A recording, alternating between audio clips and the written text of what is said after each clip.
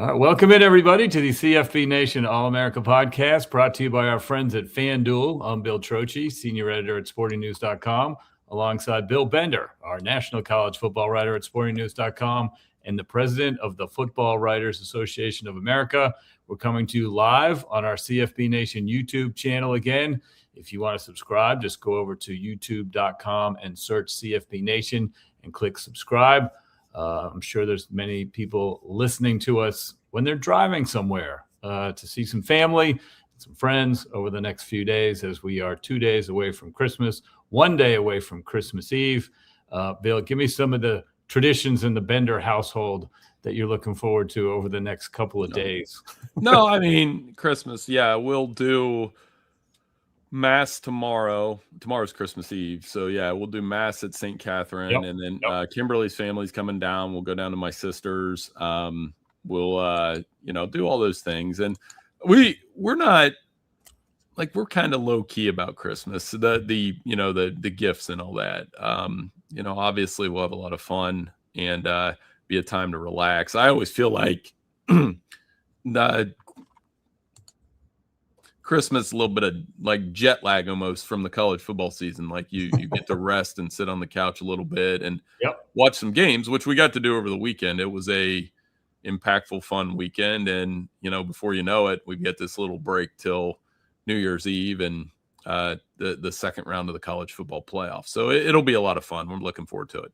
Yeah, a lot of stuff to talk about today. That's for sure. As we get into a little mini break, of course, we got bowl games coming up as well. But we want to talk about the thing that's buzzing right away. The USC Notre Dame series has been put on pause, has not been canceled, has been put on pause. But we'll get into that.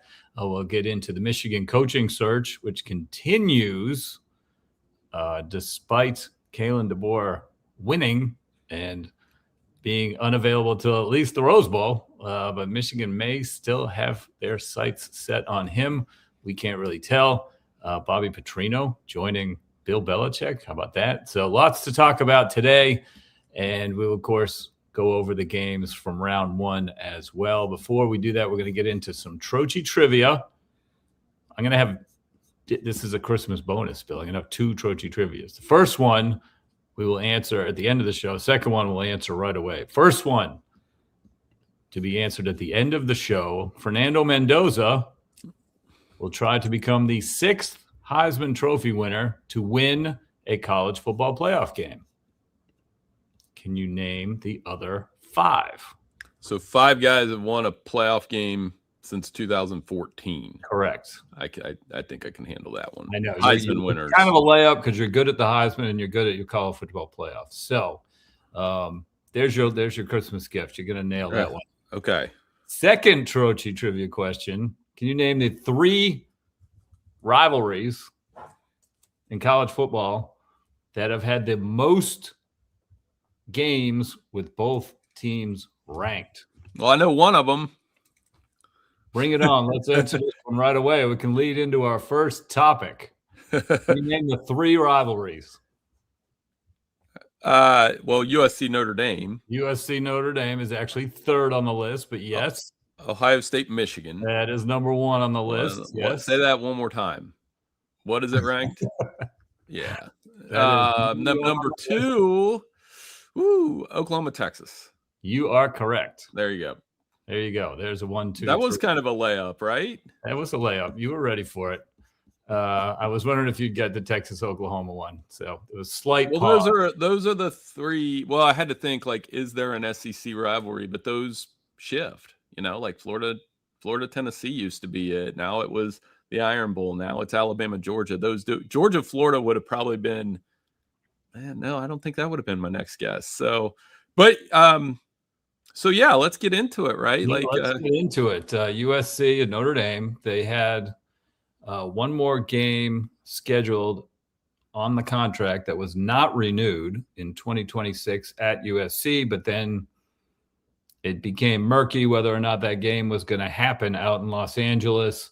I think maybe this was the last year, the last game on the contract. USC had offered kind of a 1-year extension, and then as they worked towards a longer extension, and there was optimism, I think, for months. And then over the last few days, it just didn't happen. And there's a lot of different competing theories out there as to why it didn't happen.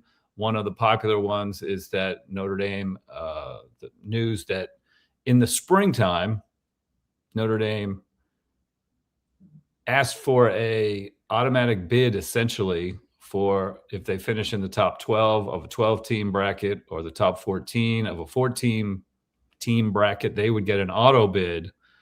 And the Power 4 commissioners signed off on it. And apparently the athletic directors in these conferences either did not know or were upset about it. And they are not upset at their commissioners necessarily. They're upset at Notre Dame. And so USC is leaning on that a little bit. We're hearing it's a factor that USC is backing out. Now Notre Dame has a 2-year series with BYU to at least fill that spot on their 2026 schedule.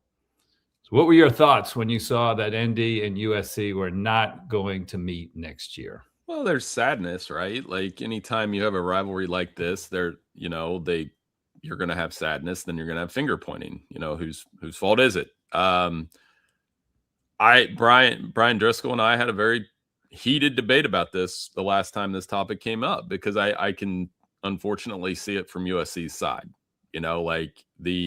regardless of if they're saying they're out, they go to Penn State now, they go to Ohio State now, they go to Michigan now, and being in the Big Ten, they're making that trip. Is Lincoln Riley backing out of it a little bit? Yes.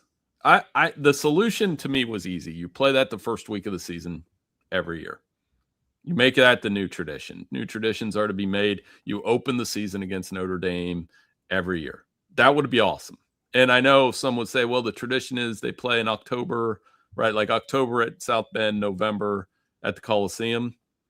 I mean, this is part of the alterations of tradition. So I'm not saying USC's right. I'm saying I understand the why that they're doing it. And I hate it because I love the Notre Dame USC game and I love watching it every October and November. But in USC situation where you're playing 9 conference games, and you're making, and with the travel in the Big Ten's a thing. I know it might not be a thing for Notre Dame, but Notre Dame's played a national schedule forever, right? Like they make the trip to USC and they can go to Miami and they can do those things. USC has struggled with 2 and 3 time zone travel since coming into the Big Ten. That's well documented both ways. And it's an extra trip across the country, which they lost this year, by the way, when they went to Notre Dame. So, I mean, we can say it's dumb, we can say it's all these things, but it's strikingly similar to how the Notre Dame-Michigan rivalry went away.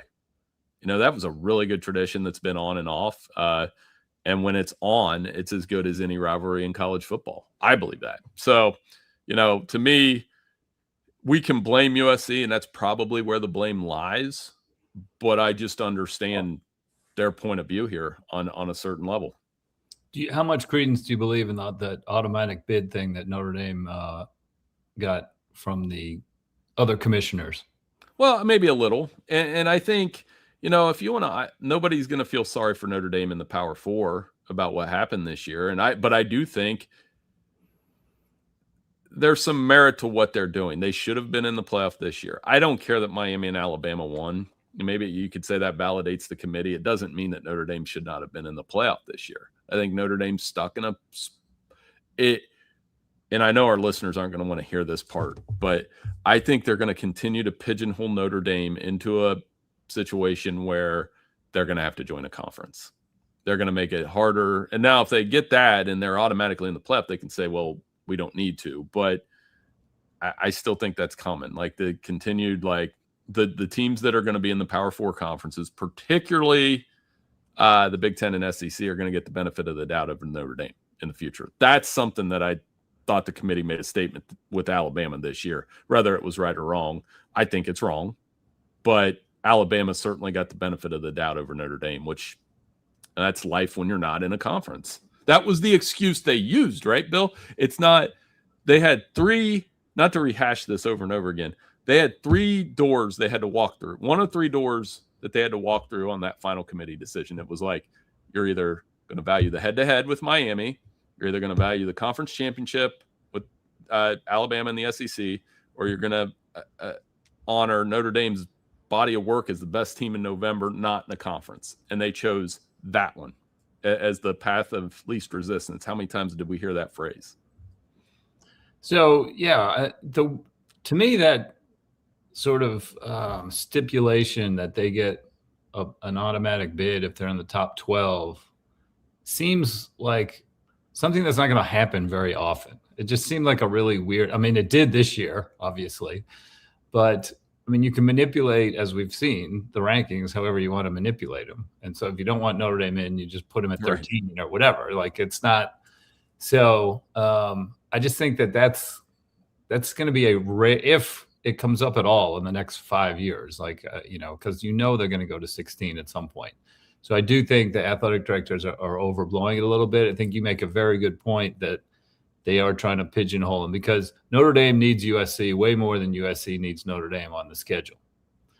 I agree with that too. And whenever I have the conference discussion with my friends who are, I've said this multiple times, Grant goes to school with a bunch of Notre Dame friends. My friends are Notre Dame guys. And when I bring up the conference thing, they're starting to, there's a little bit of resignation that it's going to have to happen at some point. Why not be the Big Ten? Like, you're in your old September rivals are in there. Purdue, Michigan State.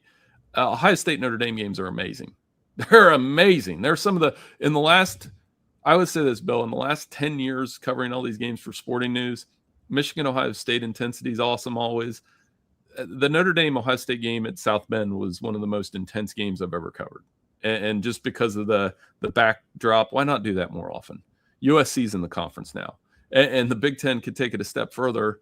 I don't know. They can't get them. I mean, I guess you could grab Stanford too at some point if there's some more realignment, and just do that.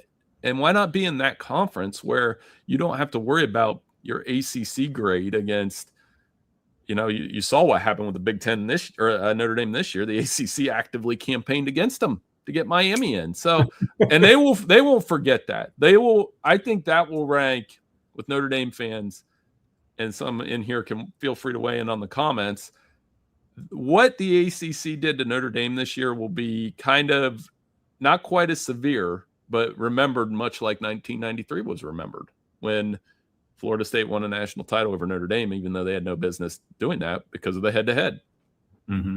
Mm-hmm. To me, the USC feeling their schedule is too difficult. I am always on the philosophy. I always have the philosophy of, I think hard games, big games, it's 50-50. It's like Miami got in because they played Notre Dame this year. If Miami had ducked Notre Dame and played Kansas or whoever, they're not in, flat out. And so big games, they help you if you win. They hurt you if you lose. Are you willing to roll the dice? But an easy win doesn't necessarily save your season.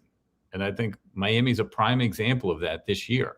So the whole thing, like, oh, our schedule is too hard. I mean, you got Texas A&M. They beat Notre Dame, non-conference. That helped them tremendously, right? I mean, they lost to Texas at the end. If they had played some other team besides Notre Dame, they wouldn't have been as highly ranked as they were all day. So it's there's a cost benefit. There's definitely a benefit to playing these big games and these hard games. Yeah, I agree with that. And whenever we go to 16, one of the keys is, and I know we're going to talk about this with the playoff here in a minute, and I agree with Driscoll on this point, is when we go to 16, if we got rid of the automatic qualifiers, Mike DeCourcy and I go back and forth on this all the time, I think we should get rid of them. But if we do, we have to correctly weigh these conferences. It can't just be, well, there's 7 SEC teams because we think the SEC is the best conference, and that's it. You just see the games. I don't think that's necessarily true. You have to have some sort of computer metric to it. And Notre Dame would fall in that top 16 as long as they get 10 wins. The one thing I worry about with Notre Dame in this, because USC was one of their 3 best games on the conference schedule, or on their not conference schedule, their schedule this year, and consistently is one of their top 3 games. So you do lose that. I know they scheduled a really prolonged home and home with Clemson, but there's no guarantee Clemson's going to be that level over the next decade, especially with where that program is right now. I don't know if you can bank on that much like you could, like you said, a rivalry that had that was, I don't know what we ranked it when we ranked the top 10 rivalries. We do that all the time. It normally falls between 3 and 5 because it's one of the best. Right. And I think I want to look it up here. I think Notre Dame, I mean, they're trying to get beyond those 5 ACC games.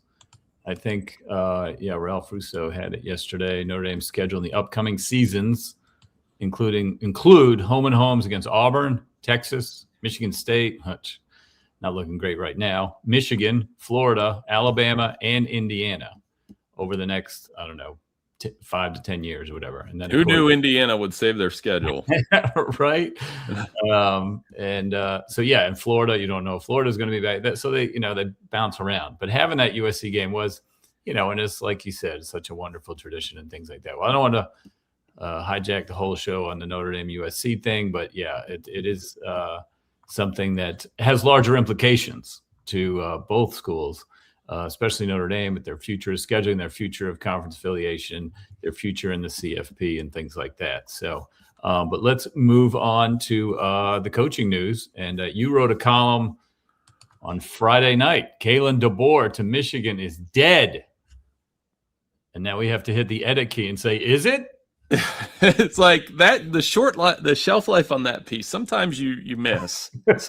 Well, and I didn't miss because I do think they were locked in on Dillingham, but Dillingham just stayed at Arizona State. So I do think they never offered him the job, as Dillingham said, but there was no doubt some conversation there. DeBoer is not dead, sort of.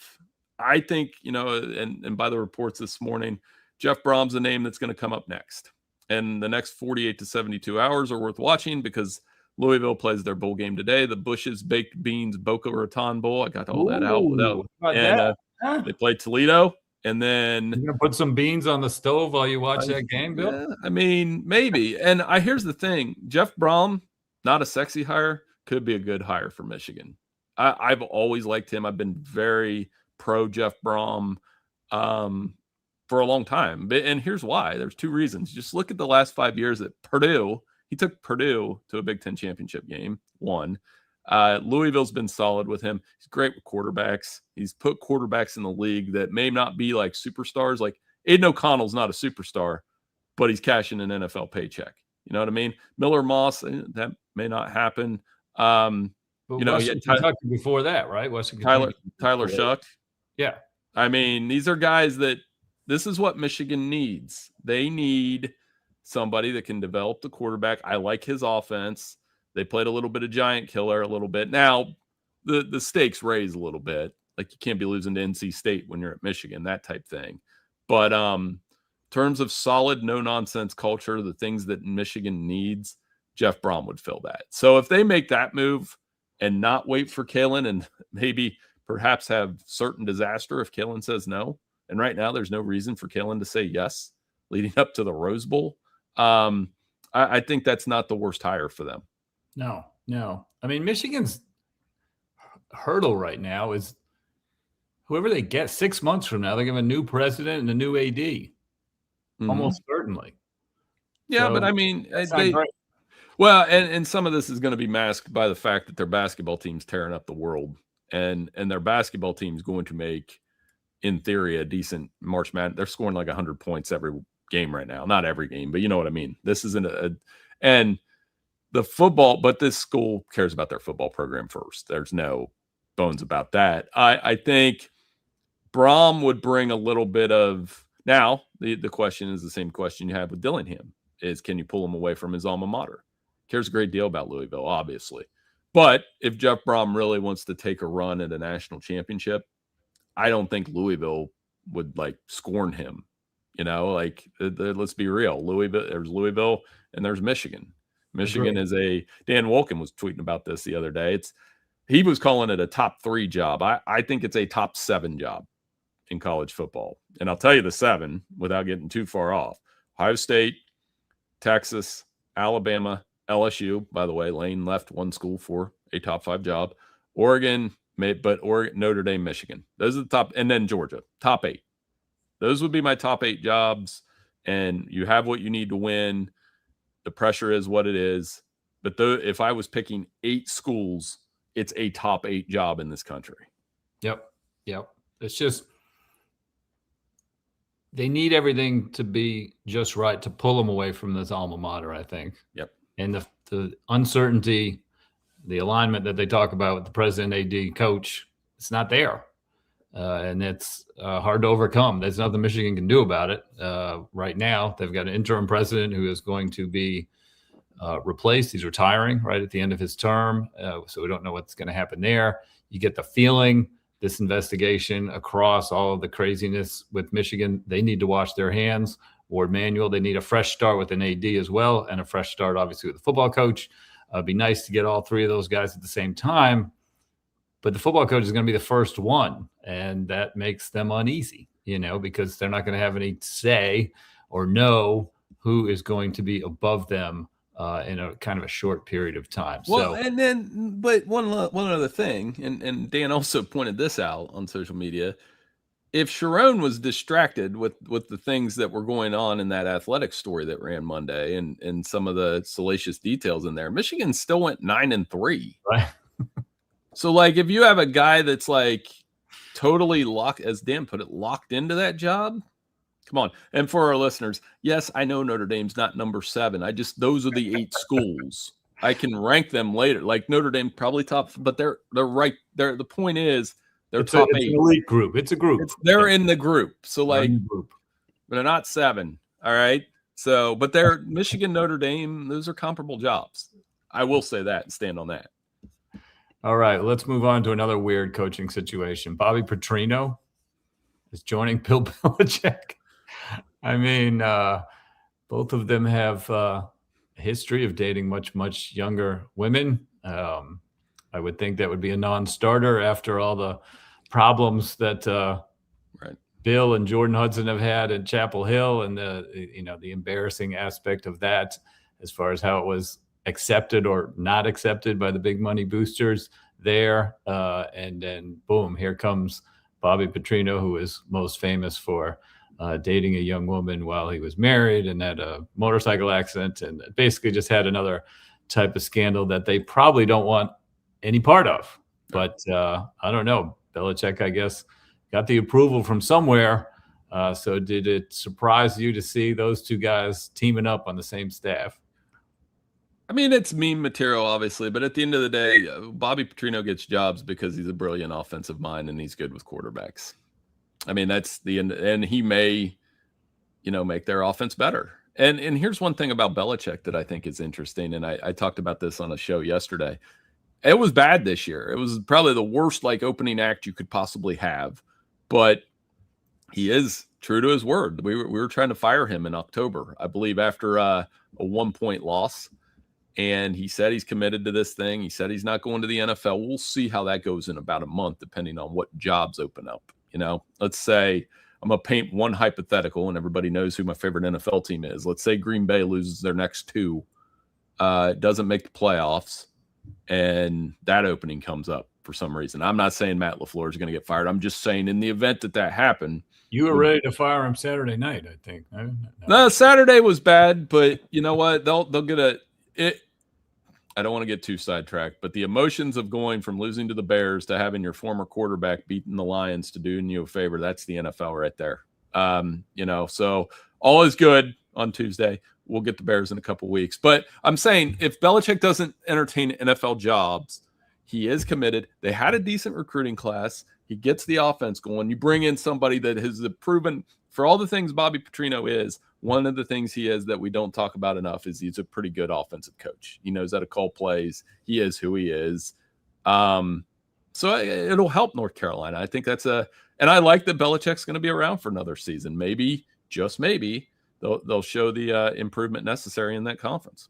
I didn't realize Petrino went 0-7 as the interim coach. I think they expected a little bit better than that. Well, they did compete in games. I know competing isn't like a stat. Like there were games where I was like, oh, well, Arkansas's hanging around at least. It wasn't what Arkansas with Petrino wasn't what they were when Notre Dame went in there and beat them by 1 billion points early in the season. No. All right, let's go back and recap a little bit of round one. It's a few days late on that, but of course we want to acknowledge it. And the big question coming out of it. So we had Bama rallying from 17 down to beat Oklahoma. We had Miami win that physical slugfest. And you slacked me and said, I love the hitting in this game. Miami they were hitting 10-3 at Texas A&M. And then, of course, Ole Miss just hammered Tulane.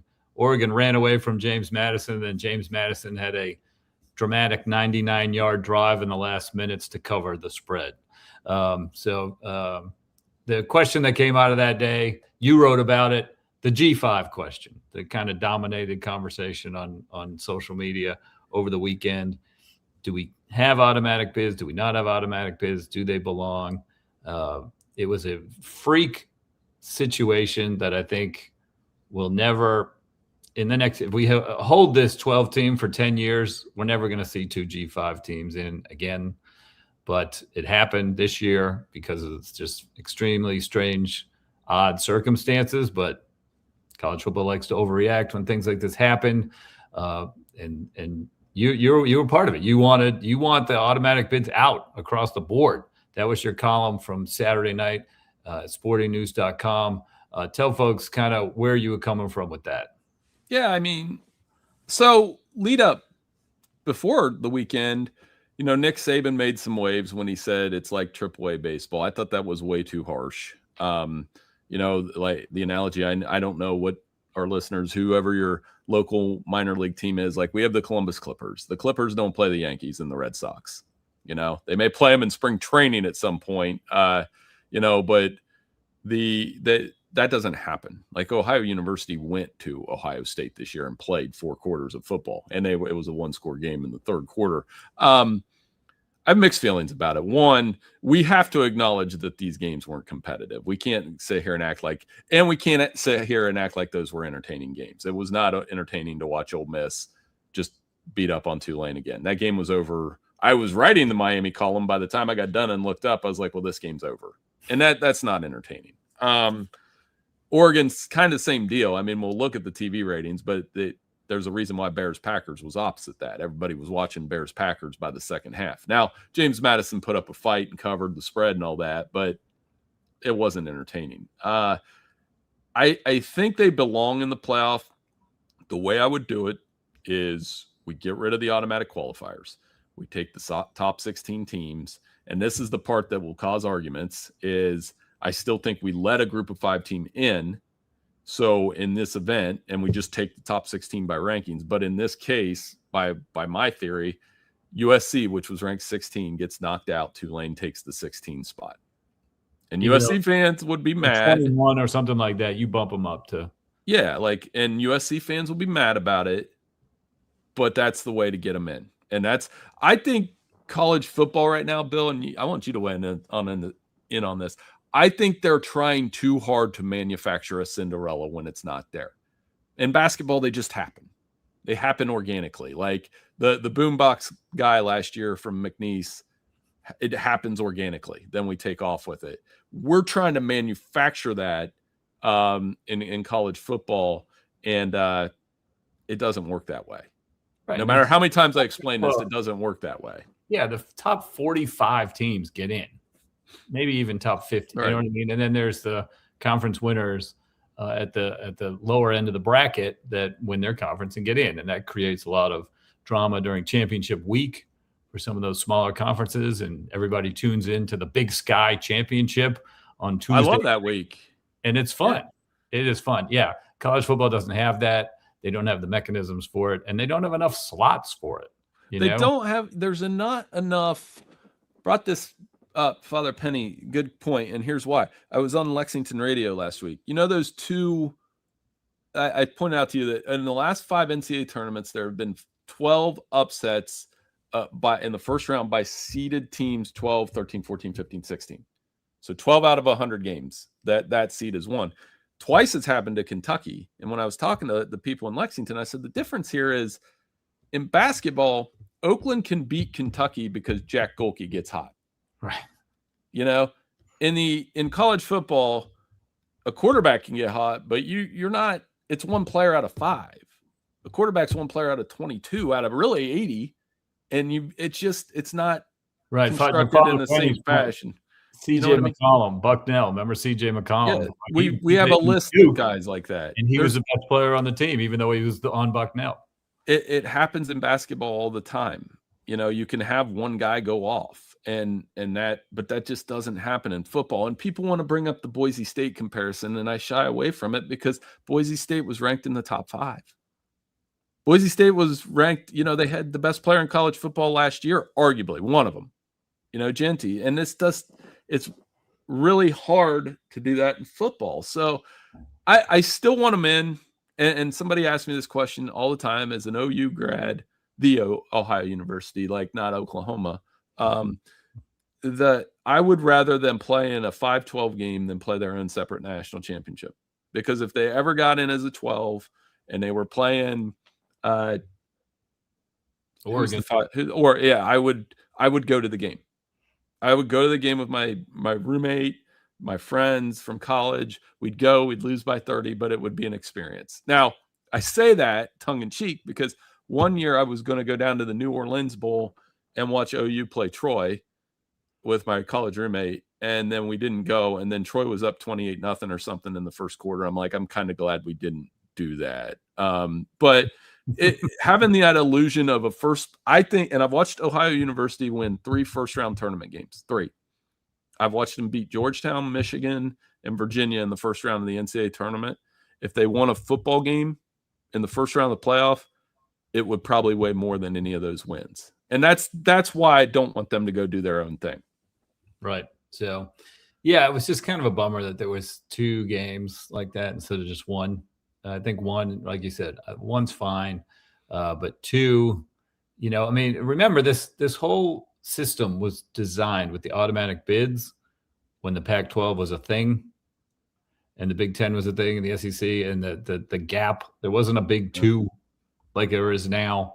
And so even though it was only 4 or 5 years ago where they came up with this, auto bids, 7 at large, whatever, like it's changed significantly since then. And so maybe you do get rid of the auto bids if you really do want the quote unquote 12 best teams in, 16 best teams in, because the ACC is proving and the Big 12 is proving they only have 1 team worthy right now. And then some years they're going to have 0, like this year. I mean, like whatever, if Miami didn't get in or whatever, it was close.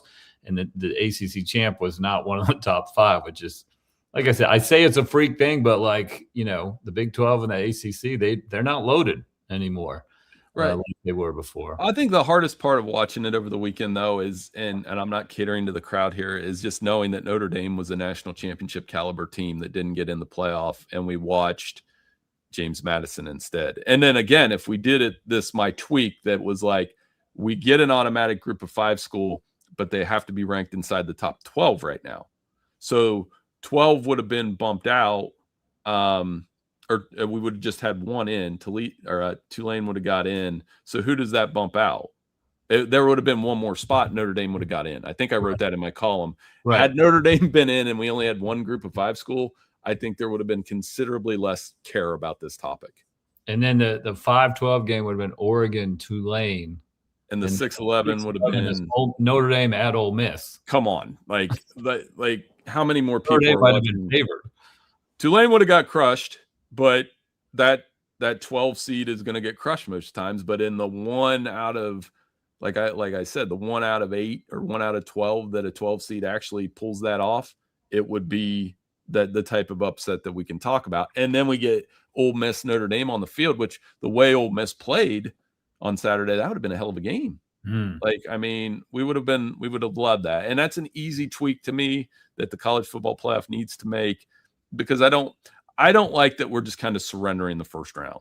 Saying, oh, well, that's football. Ohio State blew out Tennessee last year, but that was riveting in a different way, like because it was Tennessee. If Ohio State blows out James Madison in the first round, nobody would have cared. Right. So, all right, one more quick question before we get back to the trivia question. I just want to ask you, after Alabama's win, after Miami's win, do you feel better about either of those teams than you did before the tournament? I like the fact that Miami's on New Year's Day in a big game. And that's going to bring back a flood of nostalgia around here in Columbus with the Ohio State. Now, I was talking to Bobby Carpenter and Anthony Schlegel this morning. Miami has like a 23-year grudge against Ohio State about a defensive holding call that was extremely late. And I love that they're playing. That game was amazing.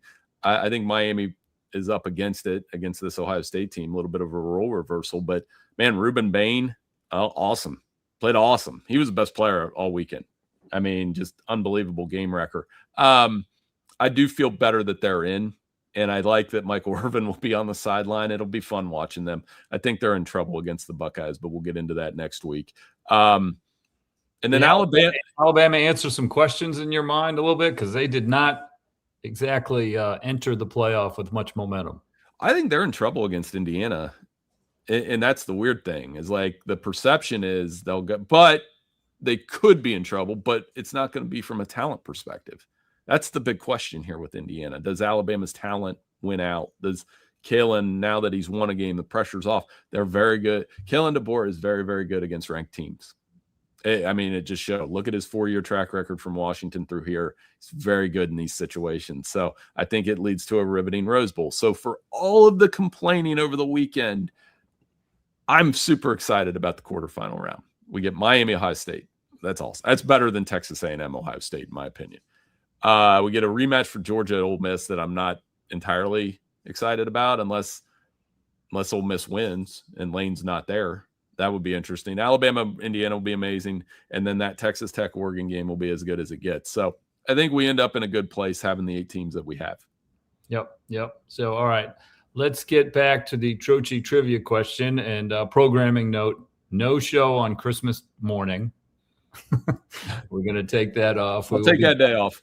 Next Tuesday, on December 30th, as we get ready for the quarterfinals that we've been talking about. We will really break them down on Tuesday the 30th. That will be very fun, and we will go from there. So back to the trivia question. Fernando Mendoza will try to become the 6th Heisman Trophy winner to win a college football playoff game. Can you name the other 5? Yes. I think I got this one. It took a minute on one of them. Mariota. Marcus Mariota, 2014. I was at that game. Bryce Young, 2021. Joe Burrow, 2019. Devontae Smith, 2020. And Derrick Henry. 2015. You didn't go chronologically. I didn't because I did them in the order they came in my brain. So I did it like Mariota was last technically, but then the other ones, it was just like, oh, so 3 of the 5 are Alabama guys. Shocker there. Father Penny says he's doing a show on Christmas Day. So yeah, well, that's the most important show of Christmas Day is the one that he's doing. So I'm always look forward to it. Like I said, we always do our mass on Christmas Eve, and it's St. Catherine in Bexley, Ohio, does a very good job, Father. My son is not the altar server this year because I think at some point he'll be the world's tallest altar server because he's up. Did he age out? Has he aged out? He's taller than me now. He's 6'2" now, and it's getting a little testy in the house because he was making fun of my socks the other day, and I'm like, because I borrowed a pair of his, and he said because his are more comfortable, and then the chirping started, but I'm going to go up there and make him clean the house a little bit today. All right. Well, yes. So Merry Christmas to you, your family, and the Green Bay Packers as we sign off. Merry Christmas to you, Bill. I appreciate it. Patriots gave me a early Christmas gift on Sunday night. Let me tell you, I was watching that with my kids, and we would exchange gifts and things like that, and had a really good time in the fourth quarter. The first 3 quarters were a little iffy. But Drake May came through for us. That was really fun. So, all right. And thank you to everyone for listening to the CFB Nation All-America podcast. Thanks for everyone coming into the chat this morning. We appreciate you taking some time as we get ready for the holidays. Thank you to Irish Breakdown. Thanks to our friends at FanDuel. and enjoy the rest of your day. Enjoy the holidays, and we will be back just before the college football playoff quarterfinals.